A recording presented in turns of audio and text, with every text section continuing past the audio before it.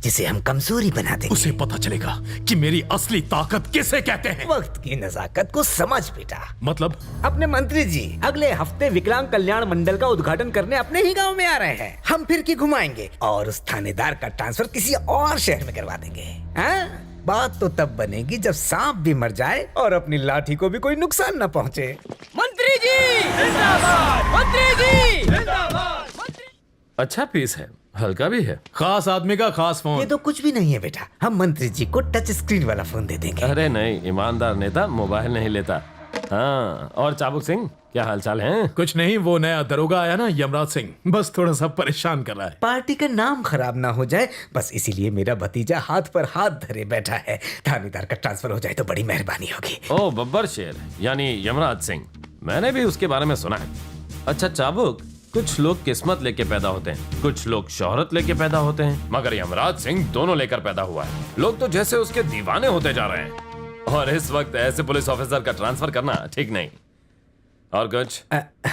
अगर मेरे भतीजे को इलेक्शन में एमएलए का टिकट मिल जाए तो। बहुत मुश्किल है। हाई कमांड अभी भी तुम्हारे भतीजे को गुंडा मानते हैं। खैर अभी ये युवा नेता तो बन ही गया है, अगर एमएलए या मिनिस्टर बनना है तो थोड़ा इंतजार और मेहनत तो करनी ही पड़ेगी। अगर अपनी गुंडागर्दी पर कंट्रोल करो तो हाई कमांड को तुमसे प्रॉब्लम नहीं होगी और तुमको यमराज सिंह से। क्या बोलते हो? ये हाई कमान क्या है? क्या है ये हाई कमान? हाँ? मैं ही वो गुंडा हूँ जिसने तुम्हें पिछला इलेक्शन जितवाया था, वो भी ऐसे वक्त जब ऑपोजिशन ज्यादा मजबूत था, फिर भी मैंने तुम्हें समझो कुत्ते की तरह दिन रात एक करके मैंने इनके लिए मेरी काम बात किया। तो सुनो। आज इनकी एक ट्रांसफर करवाने की हैसियत नहीं है। चाबुक सिंह, कोई भी आदमी इसलिए कुत्ता पालता है ताकि वो दूसरों पे भौंके, अपनों पे नहीं। राजनीति में तरक्की सबको साथ लेके चलने पर मिलती है, हंगामा खड़ा करने पे नहीं। पार्टी को गुंडों की जरूरत सिर्फ चुनाव जीतने के लिए होती है, ना कि अपने साथ असेंबली में बिठाने के लिए। इनॉग्रेशन के लिए देर हो रही है।